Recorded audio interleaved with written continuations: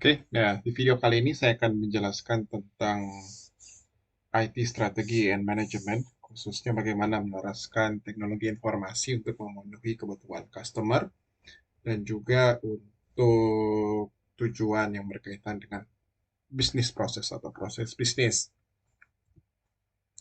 Diharapkan mahasiswa dapat memahami bagaimana caranya menyelaraskan teknologi informasi untuk mencapai eh, tujuan-tujuan yang berkaitan dengan customer dan uh, proses bisnis.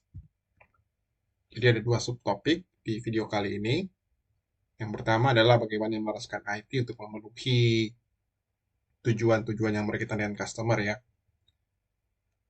Nah, saya akan membahas survei kepuasan pelanggan, terus force field analysis, customer economy, bagaimana mengelola inovasi, dan juga tambahan-tambahan metrik.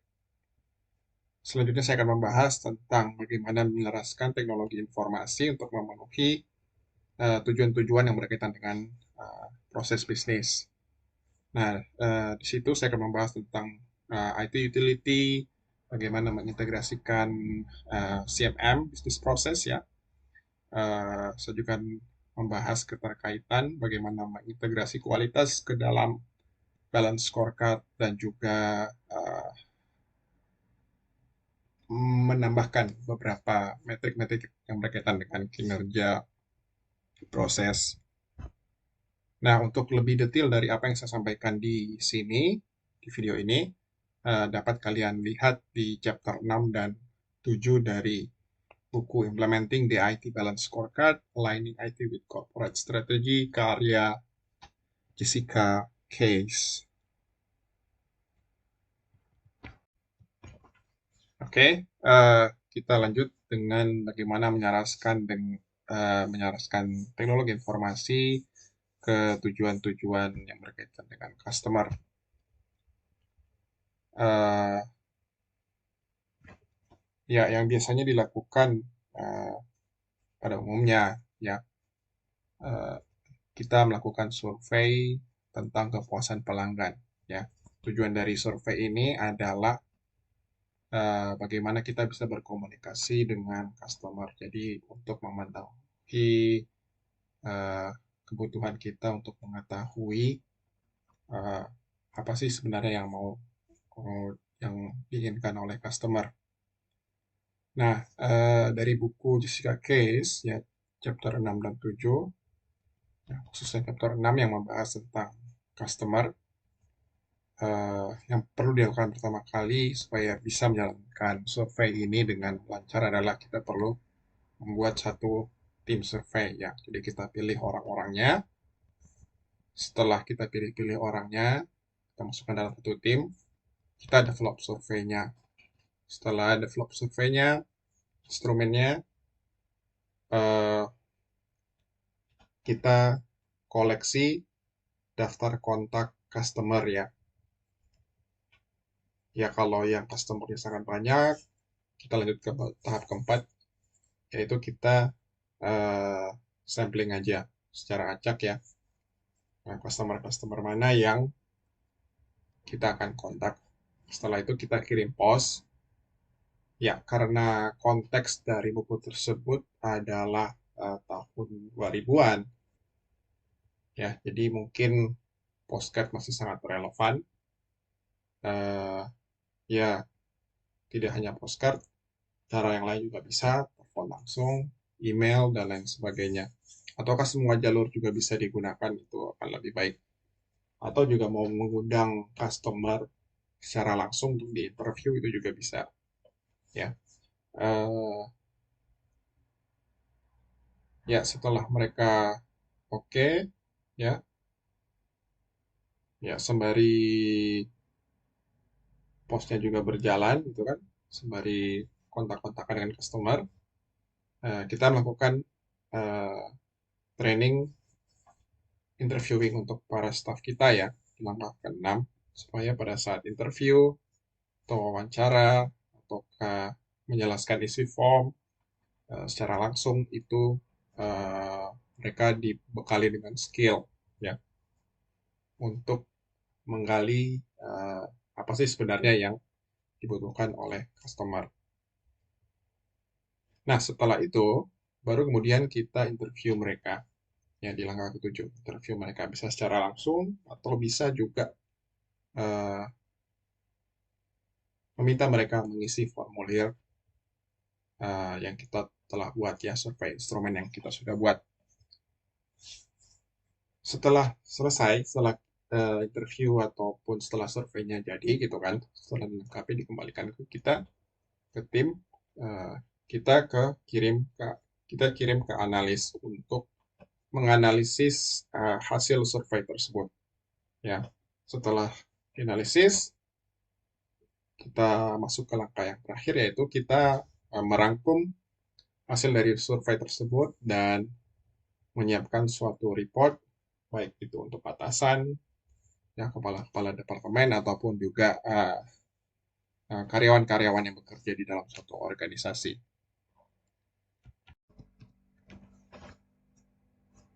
Ya, lanjut dari hasil survei, baru kemudian kita bisa melakukan yang namanya force field analysis. Ya, ya force field analysis itu tujuannya lah untuk mengetahui ya kekuatan-kekuatan atau faktor-faktor apa saja yang membatasi, menghambat, atau yang mendorong atau meningkatkan uh, produk atau layanan kita untuk menuju ke kesuksesan ya. Nah, dari hasil survei, dari hasil interview, ya kita bisa mengidentifikasi kira-kira kekuatan-kekuatan apa saja yang mendorong organisasi untuk tumbuh.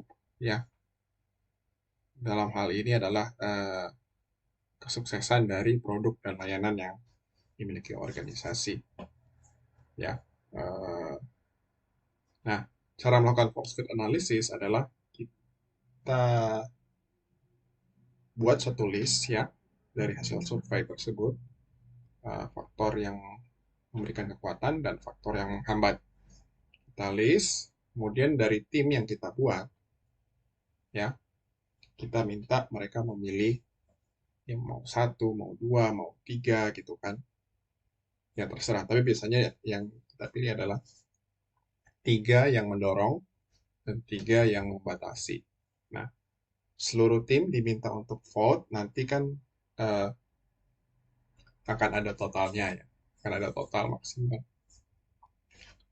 Nah, dari sini jelas terlihat kalau ya timnya lumayan besar sih. Kemungkinan ya di atas 70 ya, minimal 70 orang. Uh, untuk memilih kira-kira mana sih faktor yang paling kuat dan faktor yang membatasi. Nah, secara otomatis faktor yang membatasi kita mitigasi ya, kita kurangi. Jadi kalau di sini contohnya adalah produk quality not always consistent. Jadi bagaimana caranya kita buat supaya kualitas produk itu lebih konsisten, dan untuk driving force-nya kita usahakan supaya kita punya kekuatan tersebut. Jadi integration across modules, jadi integrasi mungkin kayak financial, ke ke purchasing, ke produksi ya. Jadi kalau ada bahan baku yang dipakai, otomatis cost-nya mungkin langsung dihitung ya. Kalau dari gudang masuk dalam mesin langsung dideduksi ya cost-nya di bagian financial. Oke, jadi ya seperti itu force field analysis. Nah, untuk customer economy, ini adalah suatu istilah yang mewakili bahwa atau menekankan bahwa loyalty customer ya atau kesetiaan customer itu adalah satu hal yang sangat penting di dalam bisnis ya. Nah, metrik-metrik yang sering dipakai itu biasanya adalah retensi, seberapa jauh ya seberapa lama customer memakai layanan atau produk kita, tingkat kepuasan pelanggan, pertumbuhan pelanggan 1, 2, 4, 6 ya. Terus increase in customer spending, jadi seberapa banyak yang customer habiskan untuk produk atau layanan kita. ya. Terus rate of defection atau and predicted rate of defection. Seberapa sering layanan atau produk yang kita berikan ke customer itu ya kayak dikomplain, dikembalikan, atau tidak disukai oleh customer. Intinya produk yang rusak ya, atau layanan yang dikomplain oleh customer. Uh, ya untuk menggali lebih jauh, uh, kita juga bisa memberikan pertanyaan-pertanyaan ya. Kira-kira apa sih yang sebenarnya customer butuhkan begitu ya. Bagaimana perilaku customer itu berubah ya semenjak dari awal hingga akhir, apakah dia tetap ataupun ganti ke produk yang lain. Ya bagaimana customer menggunakan produk kita itu, apakah di awal bulan, di akhir bulan, ya sudah sesuai tidak untuk apa gitu, sudah sesuai dengan yang kita asumsikan, ataukah dia menggunakannya untuk cara yang lain. Ya misalnya kalau uh, ya misalnya kita produsen gula ya, ya customer kita itu kebanyakan dari mana, itu kan? Apakah dari hotel misalnya, ya, dari beverage, dari restoran, dari bakers, gitu kan? Nah, ya kita mesti analisis juga supaya kita mungkin bisa lebih fokus kepada customer yang mungkin yang lebih menguntungkan kita. Which channel does the customer use the most? Ya, ya kayak jalur jalur pembeliannya itu dari mana? Ya, mungkin dari uh, online, distributor, offline, toko mana, ya, supermarket atau uh, toko-toko kecil. Oke, jadi intinya adalah bagaimana customer itu sangat penting bagi suatu organisasi dan penting untuk memahami mereka.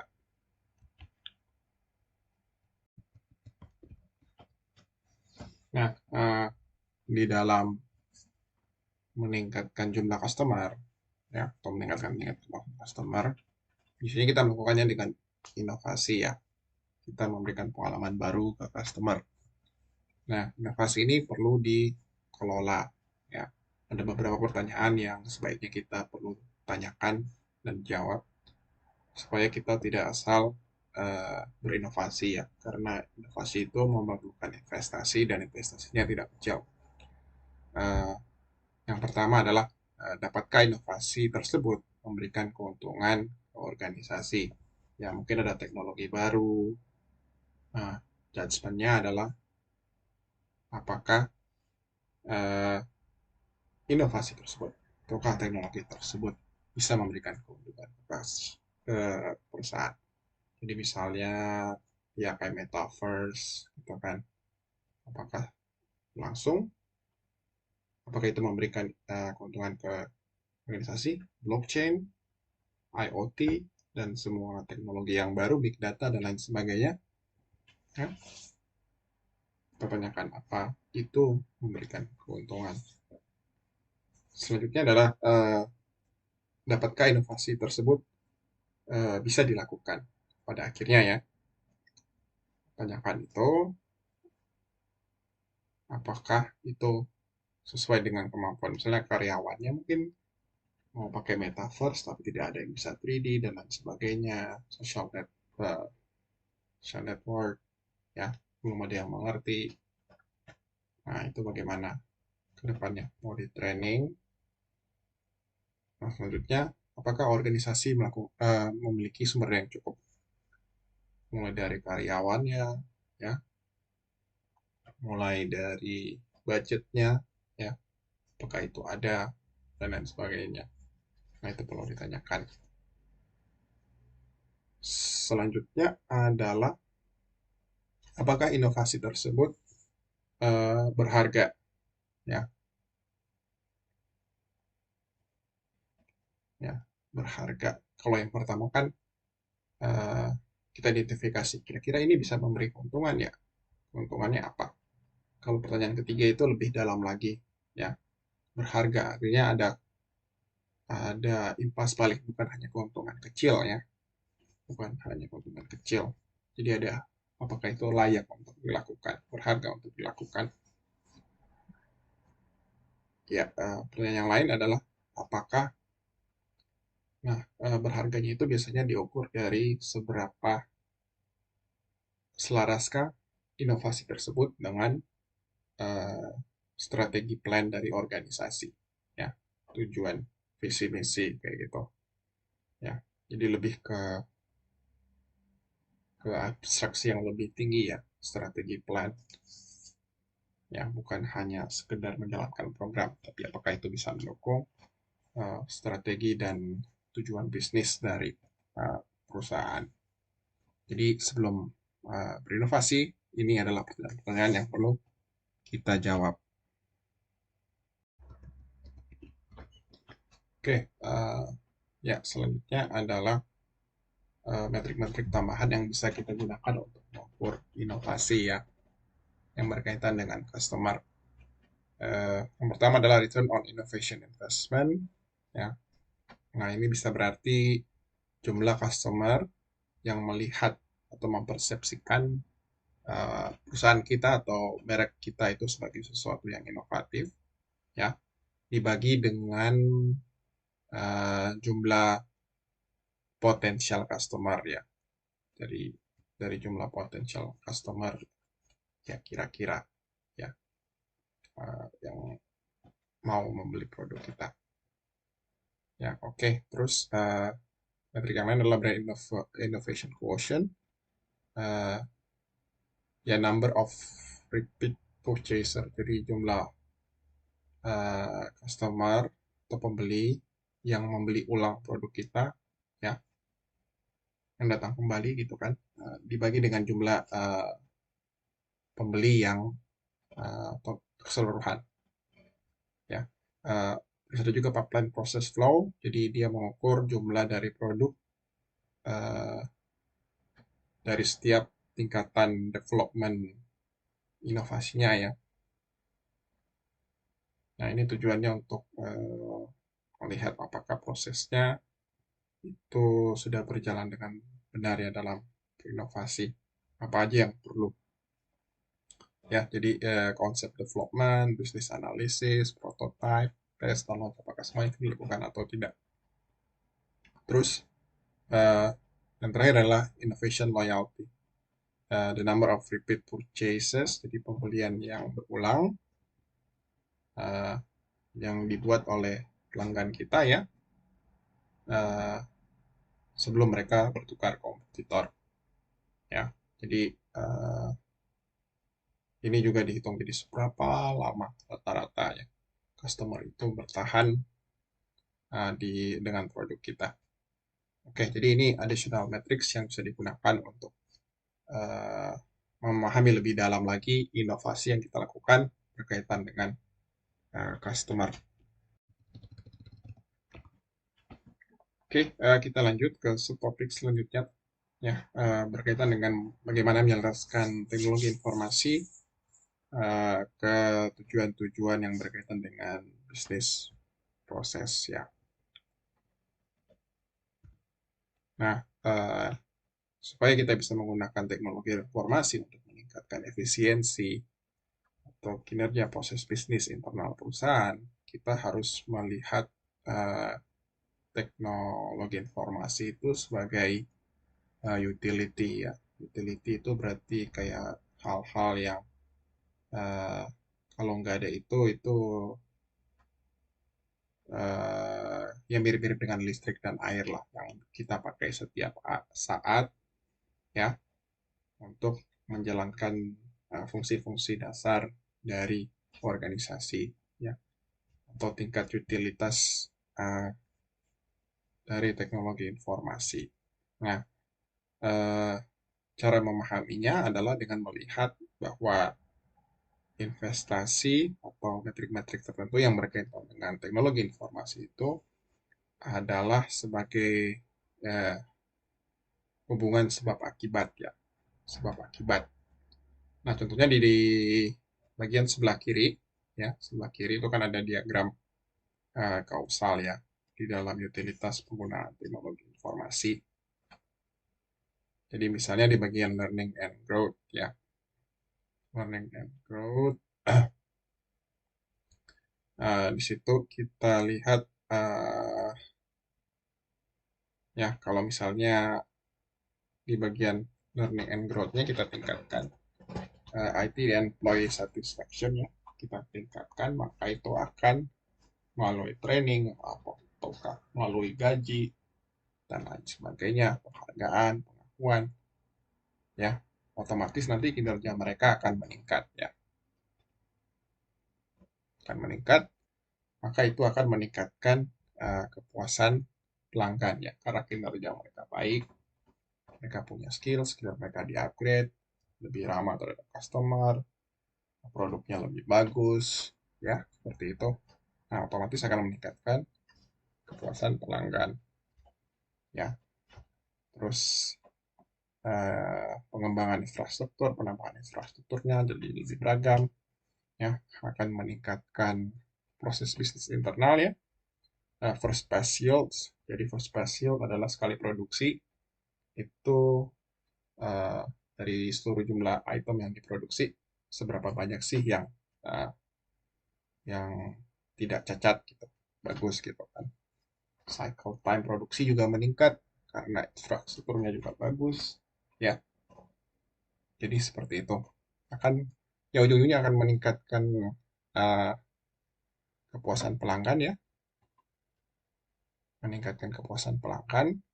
Terus kalau kepuasan pelanggan meningkat kan berarti mereka uh, mungkin akan memberitahukan ke teman-temannya kalau ada ini produk kita bagus, jadi jumlah uh, customer kita bertambah, mereka setia, mereka beli lagi gitu kan, mereka bersedia spend more money kan, otomatis penghasilan kita meningkat, dan kalau penghasilan kita meningkat, kita bisa menggunakan uang itu uh, untuk meningkatkan hal-hal yang lain ya, kita putar lagi keuntungan yang diperoleh perusahaan. Nah, yang di sebelah kanan ini adalah bisnis proses reengineering yang dilakukan oleh Compaq ya, perusahaan laptop. Ya, jadi Compaq itu menghubungkan order ya atau pesanan secara elektronik ke supplier ya. Jadi mungkin bahan baku ya itu tidak selalu dibeli oleh Compaq yang digunakan, nggak seperti itu, tapi otomatis ke supplier mungkin langsung buat jadi, atau mungkin sudah ada langsung dikirim ya, baru kemudian di manufaktur. Jadi seperti itu. Terus yang lain adalah yang poin kedua, men-sharingkan informasi dengan supplier ya, supply chain management ya. Nah, ini tujuannya apa ya, supaya supplier juga siap mau ini ada pelanggan baru mau beli dari perusahaan itu, mau beli, atau perusahaan klien kita ya, supplier menganggapnya sebagai klien, dan kita beritahu ke mereka bahwa kita akan produksi sekian, kita butuh ini, butuh A, butuh B, butuh C, mereka tahu, dan mereka siapkan barang untuk kita. Tidak hanya satu supplier ya, tapi banyak supplier mungkin untuk item yang sama, untuk bahan baku yang sama, jadi kita bisa memilih mana yang produknya paling bagus, mana yang paling murah ya, mana yang trade off-nya paling oke, value-nya paling oke. Oke, terus kita Compaq juga mengintegrasikan pesanan dengan finance dan produksi. Jadi kalau pesanan masuk, langsung masuk ke produksi ya. Produksi untuk segera lanjut produksi, segala cost untuk produksi langsung masuk connect ke finance ya, finance mungkin langsung buat tagihan ya untuk customernya dan lain sebagainya, semuanya serba terotomasi. Terus yang poin keempat adalah proses bisnis untuk memanajemen dengan customer, ya, termasuk monitor pesanan, ya, proses delivery, eh, feedback dari customer, senang atau tidak dengan pelayanan kita, dan lain sebagainya. Jadi ini yang disebut dengan IT utility, ya.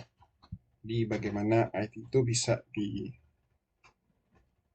disejajarkan dengan penggunaan kayak listrik dan air, kan eh, mesti ada kegunaannya, ya, untuk mendukung proses bisnis dari perusahaan.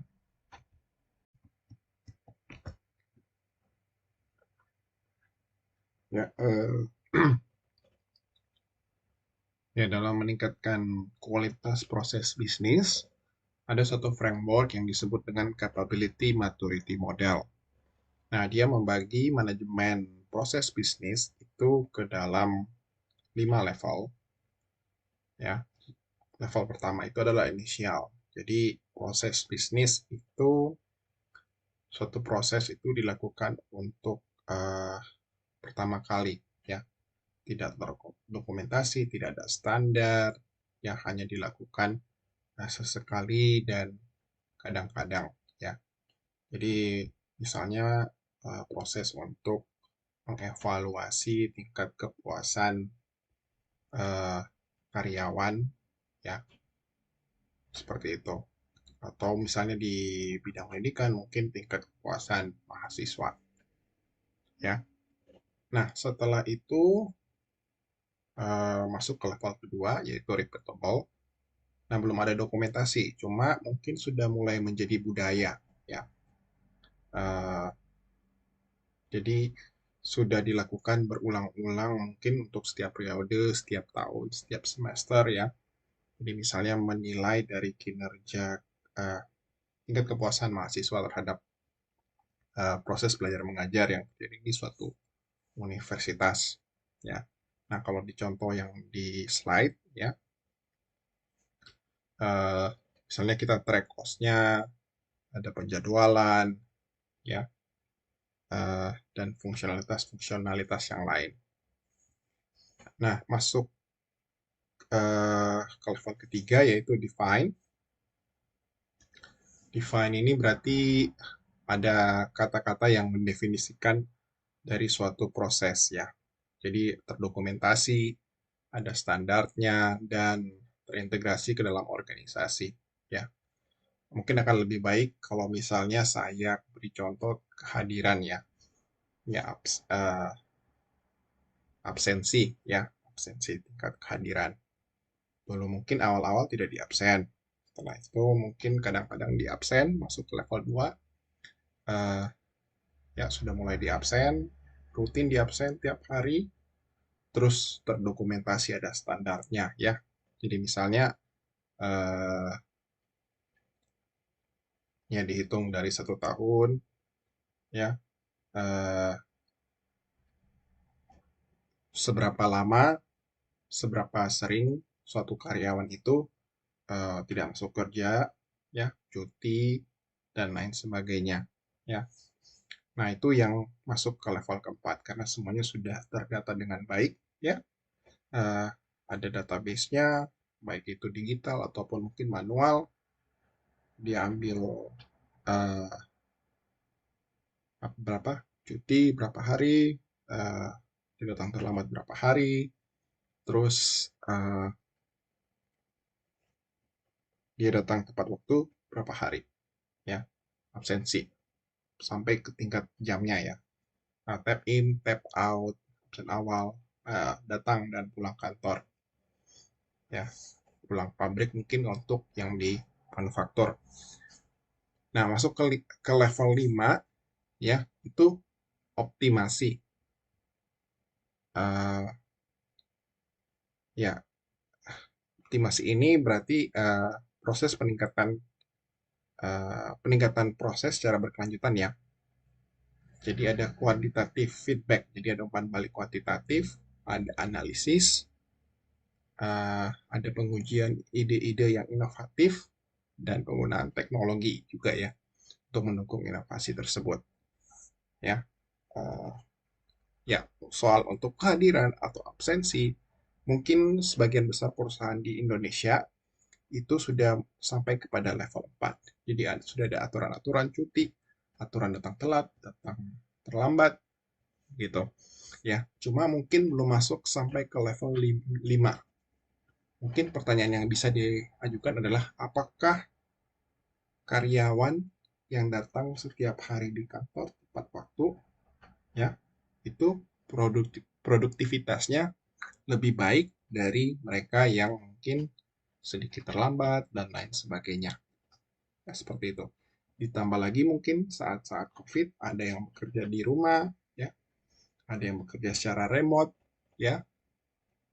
Apakah mereka yang bekerja secara remote ini produktivitasnya itu lebih rendah daripada mereka yang bekerja di kantor, ya. Jadi level ketika kita masuk ke level kelima, kita menggunakan data-data yang ada, ya, untuk mempertanyakan optimasi dari standar-standar yang kita warisi, ya. Harapannya ya seperti itu, ya. Jadi bukan hanya budaya, bukan hanya kebiasaan, bukan hanya warisan dari kantor yang lain, perusahaan yang lain, ya. Karena perusahaan begitu, kita juga harus begitu, gitu. Jadi nggak seperti itu, ya, tidak seperti itu. Perusahaan harusnya masuk ke level 5, jadi berdasarkan eh, bukti-bukti dan fakta-fakta analisis terhadap uh, kinerja, ya, dari berbagai macam metrik yang ada. Jadi diharapkan uh, framework capability maturity model ini itu bisa menjadi panduan bagi perusahaan untuk bertumbuh, ya, sesuai dengan level-level yang dijelaskan. Diharapkan juga supaya perusahaan itu bisa sampai ke pada level kelima, ya, untuk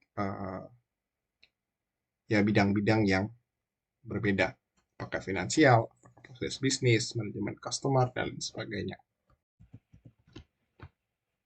Oke, beberapa usaha juga sudah dilakukan untuk memperhatikan kualitas atau menambahkan kualitas, ya, ke dalam balance scorecard. Jadi bukan hanya metrik saja, tapi ada kualitas yang patut diperhitungkan. Nah, di sini ada dua contoh, ya. Yang pertama adalah bagaimana supaya karyawan itu termotivasi untuk bekerja, ya. Nah, ini ada salah satu perusahaan yang memberikan insentif berdasarkan uh, metrik-metrik tertentu. Jadi secara pembobot,an ya, uh, dari keseluruhan metrik yang ada metrik-metrik yang lebih dominan daripada yang lain, ya. Jadi di sini finansial itu mencakup 60% dari insentif yang diperoleh karyawan. Nah, ini dia breakdown lagi, ya. Ada shareholders value, ada return of capital employed, ada free cash flow, dan lain sebagainya. Jadi, kalau misalnya shareholder value itu meningkat, ya, maka insentif yang diterima karyawan juga itu akan lebih naik, ya. Ya, lebih naik, lebih besar daripada yang sebelumnya. Demikian juga yang kedua mungkin apa itu? Training and growth, ya, employee quality index. Jadi kalau misalnya kualitas indeks dari suatu karyawan itu meningkat atau secara keseluruhan perusahaan meningkat, ya, otomatis insentif yang diterima karyawan juga itu akan lebih tinggi. Nah, dengan mengetahui hal yang seperti ini, ya tentunya eh, karyawan akan termotivasi untuk meningkatkan kinerjanya, ya, supaya insentifnya juga meningkat. Jadi employee quality index itu mereka berusaha untuk tingkatkan, ya, bisnisnya mereka baguskan supaya shareholder value juga meningkat. Nah, di ujung sana, ya. Terus ya, ini ada contohnya berbagai macam. Oke, terus contoh yang lain adalah ada juga yang mencoba mengintegrasikan development departemen IT terhadap software quality profile ya. Di sini ada design and code time ya. Seharusnya design time-nya itu lebih tinggi ya daripada coding time. Harapannya sih seperti itu. Jadi uh, jadi kita pikirkan, kita rencanakan terlebih dahulu, baru kita coding. Ya, terus sekarang kan juga ada berbagai macam tool yang model based approach ya. Jadi kita buat model dan desain terlebih dahulu, nanti kodenya bisa di uh, generate ya. Terus uh, ya code review time juga di sini supaya kualitas kodenya bagus ya.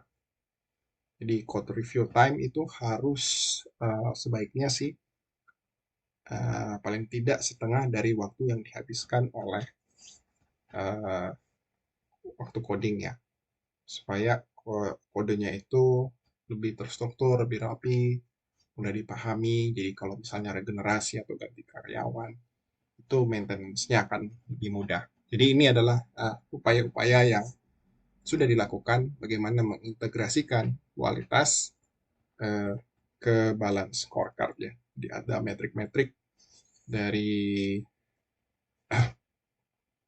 studi kasus ya, atau mungkin dari bidang yang lain yang diadopsi untuk meningkatkan kualitas ya, untuk mengintegrasikan kualitas ke balance score. Oke, jadi metrik yang digunakan untuk balance scorecard itu bisa macam-macam ya, bisa macam-macam, tergantung juga dari karakteristik bisnisnya. Ini contoh dari proses performance matrix ya dari e-business ya. Nah, untuk customer dan finansial, di sini disebutkan metrik-metrik kira-kira uh, yang bisa dipakai untuk mewakili aspek customer dan finansial ya dari balance scorecard untuk konteks e-business. Jadi misalnya page visit analysis ya, page yang dikunjungi apa aja, return of investment per visit ya, terus click through rates, conversion rates, cost per contact, customer service call, dan lain sebagainya ya. Jadi ini metrik-metrik untuk customer dan finansial ya.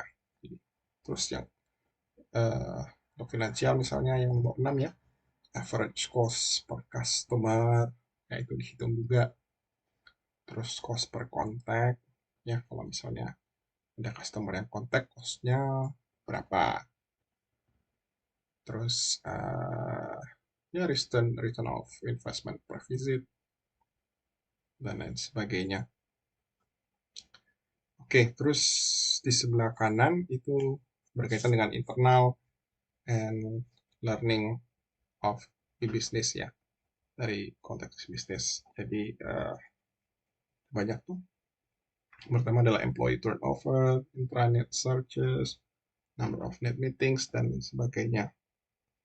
Jadi ini adalah list-list yang bisa jadi pertimbangan kalian ya untuk digunakan di konteks organisasi kalian. Ya. Oke, jadi ini slide terakhir. Terima kasih atas perhatiannya.